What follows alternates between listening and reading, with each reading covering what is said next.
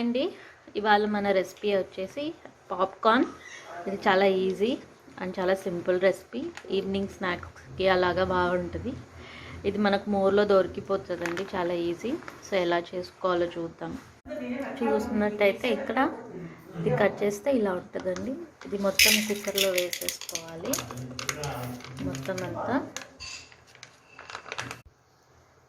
ఇది ఇలాగా కుక్కర్లో వేసుకోవాలి, కుక్కర్లోనే వేసుకోవాలండి. లిడ్ వచ్చేసి ఇలా ఫ్రంట్కి కాకుండా బ్యాక్కి క్లోజ్ చేసి పెట్టాలి. మనం టైట్గా పెట్టకూడదు, ఈ పొజిషన్లో లిడ్ అనేది పెట్టాలి.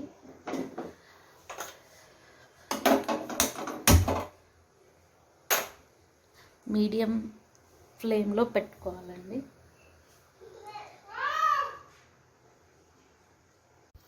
మీరు చూసినట్టయితే ఇలా పట్ పట్ అని సౌండ్ వస్తుంది. చూసారా పాప్కార్న్ ఎలా అవుతుందో? చూసారు కదండి, కంప్లీట్గా పాప్కార్న్ అనేది అయిపోయింది. ఆ పట్ పట్ అనే సౌండ్ ఆగిపోయే వరకు స్టవ్ ఆఫ్ చేయకూడదు. సో పాప్కార్న్ రెడీ అయిపోయింది.